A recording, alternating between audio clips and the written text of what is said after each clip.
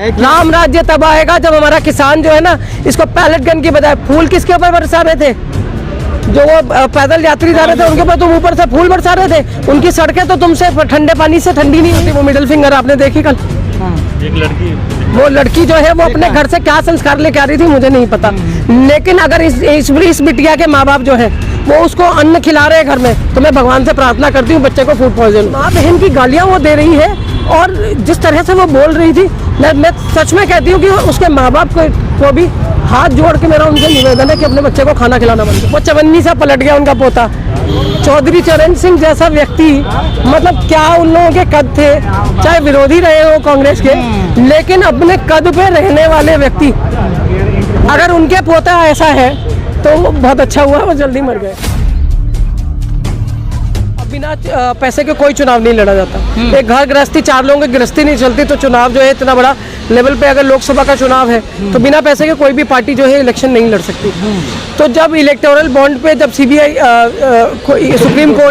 Supreme court ने सरकार को फटकार लगाई तो ये तुरंत मुड़ी दूसरी पार्टियों की तरफ कि कहीं इनके मतलब हमारा इलेक्टोरल बॉन्ड उतना नहीं है जितना भाजपा का है। तो इन्होंने ये दबाने के लिए और किस तरह के कैसे कहा जा सकता है कि प्रेशर क्रिएट करने के लिए कांग्रेस के ऊपर इस तरह की हरकत की है, क्योंकि बड़ी एक नीचता की लड़ाई है, ये ईमानदारी की लड़ाई तो अब है नहीं। क्योंकि पॉलिटिक्स अब उस तरह से जो है ना नीतियों की या जिसको कहना चाहिए ईमानदारी पे, या एक वो वर्ड होता था कि जनता के लिए, ठीक है, तो जनता के लिए जब आप काम करने जाते थे तो अपना 200% देते थे। अब सिर्फ सत्ता पाना जो है वो मोटिव है और बने रहना मोटिव है। तो कहीं और की सरकारों को गिरा गिरा के जिस तरह से अलग अलग राज्यों में दूसरे दलों के विधायकों को खरीद लेना, क्योंकि पैसा ज़्यादा है, तो इस तरह से जो सरकार मतलब किसी भी तरह से सिर्फ सत्ता में बने रहना और बैठ जाना, यही किसी पार्टी का अगर मोटिव है तो जो वो कर रहे हैं वो इससे और नीचे तक गिर सकते हैं। डर ही नहीं है ना, तो खाते क्यों सीज करवाएंगे? वो 400 पार का जब नारा दे रहे हैं, 400 पार का नारा दे रहे हैं, 400 पार का नारा दे रहे हैं, तो दूसरी पार्टियों के नेताओं को अपने यहाँ क्यों विलय करा रहे हैं? छोड़ दीजिए उनको अनाथ,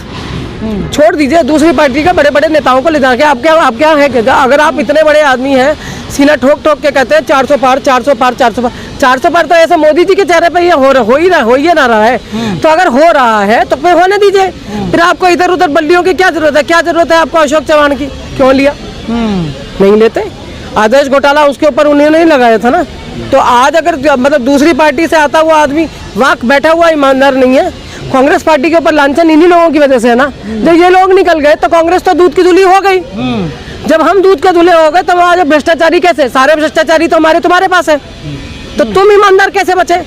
क्योंकि व्यक्ति जो इस तरह की उसमें इन्वॉल्व था, जिसके ऊपर ये सारे केसेस थे, अगर वो व्यक्ति आपकी तरफ आ रहा है तो भ्रष्टाचार तो ज्यादा आपके यहाँ जा रहा है। एक नरेंद्र मोदी अगर ईमानदारी दिखा भी रहे हैं तो उसके आसपास के जो बाकी है वो गैंग तो लोगों को नहीं दिखता। लेकिन एक चीज़ जो बाजार में बातें गर्म होती है, मतलब राम मंदिर बनने के बाद लोग कयास लगाने लगे हैं कि आप जो नारा दे रहे हैं 400 पार का, ये कंफर्म है, इसलिए दे रहे हैं क्योंकि राम मंदिर का वादा किया था वो पूरा कर दिया। अच्छा, 2 करोड़ रोजगार का भी वादा था, वो तो पहले मैनिफेस्टो में था, दूसरी बार तो ये था भी नहीं। पहली बार का पूरा हो गया। 15 लाख जो है, मैं कह रही हूँ 15 लाख चलो जुमला भी था, लेकिन जिन लोगों ने आपके ऊपर विश्वास किया, आपको वोट किए, वो जो आपके 32% थे उन 32% के अकाउंट में तो डाल देते, उनको भी नहीं मिला। और जहां तक राम मंदिर का उसका सवाल है, राम मंदिर को बाकायदा उत्सव बनाया गया। लोगों के घर दिवाली पे दिया जलता है नहीं जलता, उसके घर में राशन आता है नहीं आता, उसका बच्चा खीर खा पाता है नहीं खा पाता, ये 5 चावल के दाने देने से कुछ नहीं होता।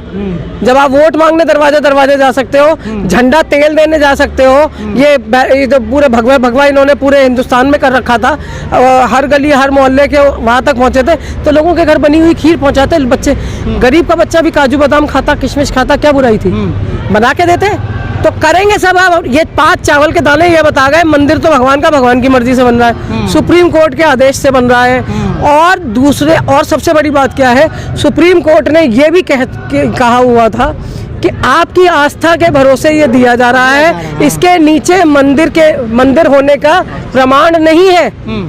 इसके नीचे मंदिर होने का प्रमाण नहीं है, आपको आपके आस्था के एक बहुसंख्यक समाज की वजह से दिया जा रहा है। तो दूसरे को दबा के या इस तरह से अगर वो ये दिखाना चाहते हैं कि हमने वो सब कुछ कर दिया है, तो राम मंदिर जो है वो इतना बड़ा वो नहीं है। राम राज्य तब आएगा जब मणिपुर की बेटियों को आप चादर उड़ा सकते हैं। एक सवाल और है, राम राज्य तब आएगा जब हमारा किसान जो है ना, इसको पैलेट गन की बजाय फूल किसके ऊपर बरसा रहे थे?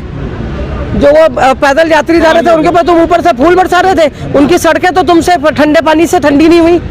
वहाँ उन लोगों के लिए पकी हुई रोटियां तो नहीं रखी तुमने।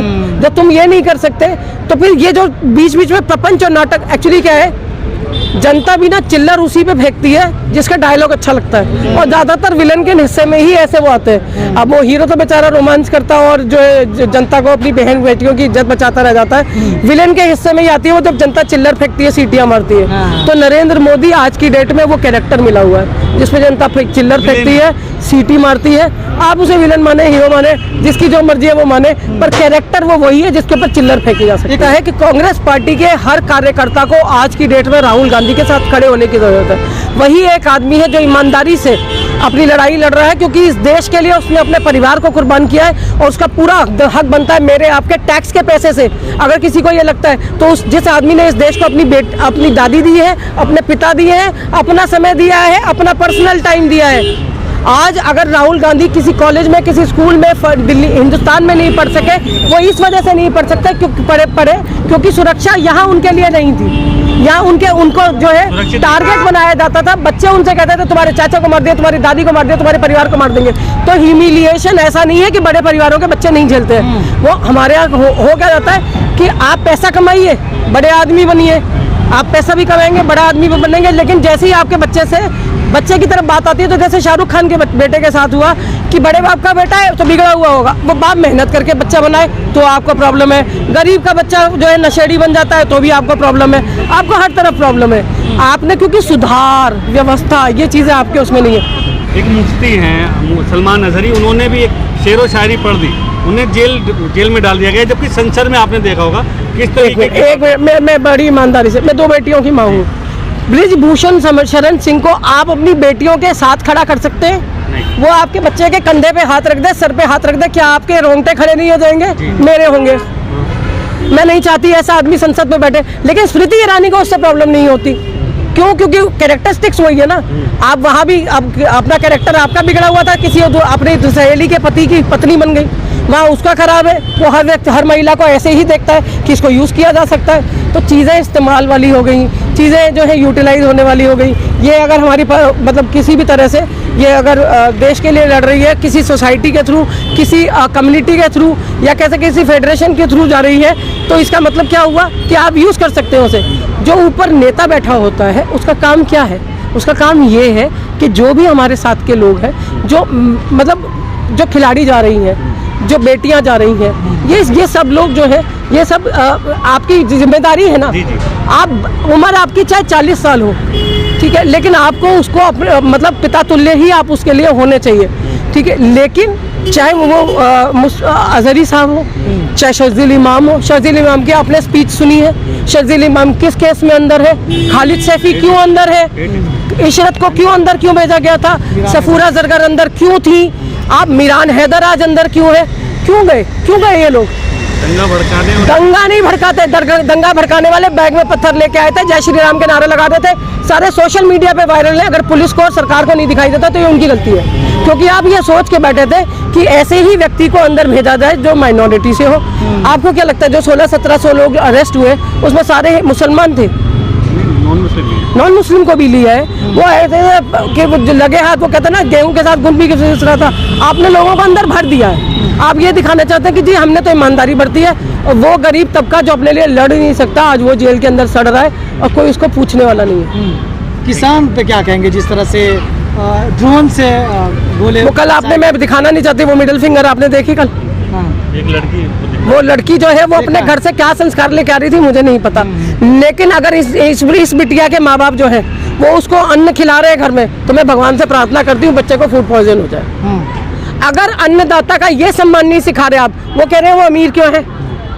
अरे किसान वो अगर अन्न उगा रहा है, आप अपने घर के गमलों में उगाइए ना, बोइए चावल, धान बो, गेहूं बो, अपने गमलों में गोभी उगाओ, खाओ। फिर तुम्हें किसान की जरूरत क्यों है?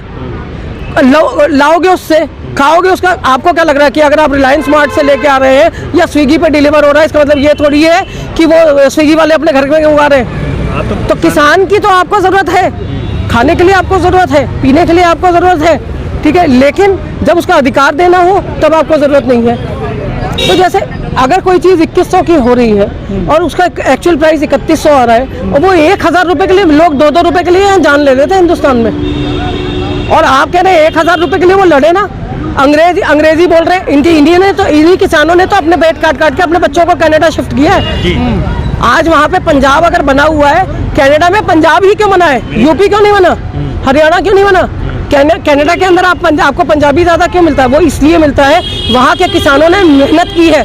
इस देश को जो सबसे ज़्यादा जो है खेती से जो जितना कुछ अनाज पहुँचाते हैं वो वहाँ का मजदूर है। उसमें आगे बढ़ने की चाहत है, उसमें मेहनत करने की हिम्मत है, वो दूसरों के भरोसे नहीं बैठता। और अगर इतना कुछ हो रहा है तो फिर क्या ज़रूरत है? लेकिन सम्मान फिर भी वो बेटी को मैं उसका एक्चुअल मतलब माँ बहन की गालियाँ वो दे रही है।